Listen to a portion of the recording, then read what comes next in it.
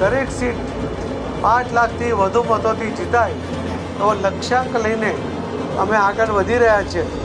ગુજરાત ભારતીય જનતા પાર્ટીના કાર્યકર્તાઓ આ જીત મેળવવા માટે થનગની રહ્યા છે.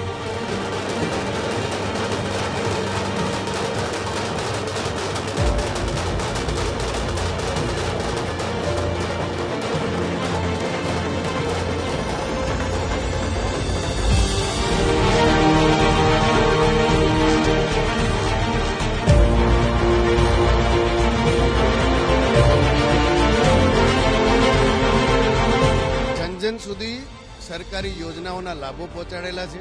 સુરતને ઇન્ટરનેશનલ એરપોર્ટ મળેલું છે અને હમણાં ટૂંક સમયમાં જ પીએમ મિત્રા પાર્ક જે હમણાં વાસી બોરસી ખાતે પણ આ નવસારી લોકસભામાં જ બનેલો છે. સુરત નવસારી લોકસભાની ફરતે આજે બુલેટ ટ્રેન પસાર થવાની છે, મેટ્રો ટ્રેન મળવાની છે, અનેક વિકાસના કામો થયેલા છે.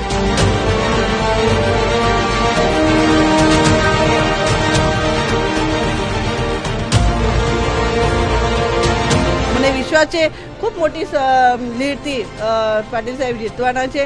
એટલા માટે અમે જેવી રીતે મહેનત કરશો, અમે એક એક બૂથ વાઇઝ અમે ફરીશું, ડોર ટુ ડોર પ્રચાર કરીશું, ત્યારે આ લીડ નક્કી છે કે સારી મોટી લીડથી અમે પાટીલ સાહેબને જીતાડીશું.